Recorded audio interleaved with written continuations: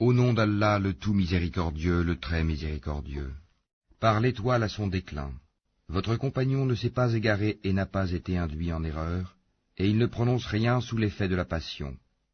Ce n'est rien d'autre qu'une révélation inspirée, que lui a enseigné l'ange Gabriel à la force prodigieuse. Doué de sagacité, c'est alors qu'il se montra sous sa forme réelle angélique, alors qu'il se trouvait à l'horizon supérieur.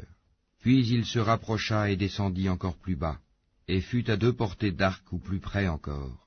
Il révéla à son serviteur ce qu'il révéla, le cœur n'a pas menti en ce qu'il a vu. Lui contestez-vous donc ce qu'il voit? Il l'a pourtant vu lors d'une autre descente, près de la Sidratul Muntaha, près d'elle se trouve le jardin de Mawa, au moment où le lotus était couvert de ce qui le couvrait. La vue n'a nullement dévié ni outrepassé la mesure. Il a bien vu certaines des grandes merveilles de son Seigneur, que vous ensemble des divinités, Lat et Uzza, ainsi que Manat, cette troisième autre. Sera-ce à vous le garçon et à lui la fille? Que voilà donc un partage injuste. Ce ne sont que des noms que vous avez inventés, vous et vos ancêtres. Allah n'a fait descendre aucune preuve à leur sujet. Ils ne suivent que la conjecture et les passions de leurs âmes, alors que la guidée leur est venue de leur Seigneur. Ou bien l'homme aura-t-il tout ce qu'il désire? À Allah appartiennent la vie future et la vie d'ici-bas. Et que d'anges dans les cieux dont l'intercession ne sert à rien, sinon qu'après qu'Allah leur a permis, en faveur de qui il veut et qu'il agrée. Ceux qui ne croient pas en l'au-delà donnent aux anges des noms de femmes. Alors qu'ils n'en ont aucune science, ils ne suivent que la conjecture, alors que la conjecture ne sert à rien contre la vérité. Écarte-toi donc de celui qui tourne le dos à notre rappel, et qui ne désire que la vie présente. Voilà toute la portée de leur savoir.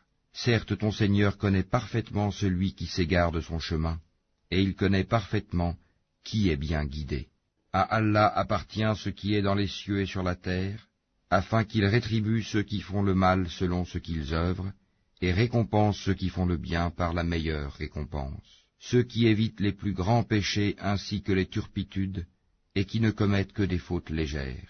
Certes, le pardon de ton Seigneur est immense, c'est lui qui vous connaît le mieux quand il vous a produit de terre, et aussi quand vous étiez des embryons dans les ventres de vos mères. Ne vantez pas vous-même votre pureté, c'est lui qui connaît mieux ceux qui le craignent. Vois-tu celui qui s'est détourné, donné peu, et a finalement cessé de donner? Détient-il la science de l'inconnaissable en sorte qu'il voit? Ne lui a-t-on pas annoncé ce qu'il y avait dans les feuilles de Moïse, et celle d'Abraham qui a tenu parfaitement sa promesse de transmettre, qu'aucune âme ne portera le fardeau, le péché d'autrui, et qu'en vérité l'homme n'obtient que le fruit de ses efforts, et que son effort en vérité lui sera présenté le jour du jugement.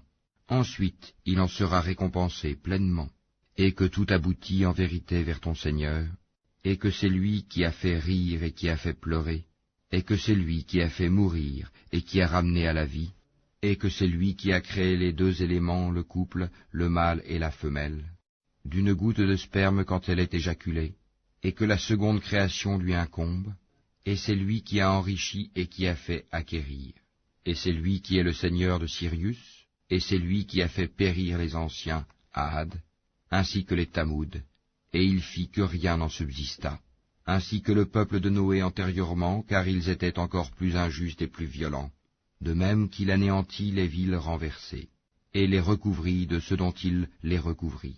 Lequel donc des bienfaits de ton Seigneur mets-tu en doute? Voici un avertisseur analogue aux avertisseurs anciens.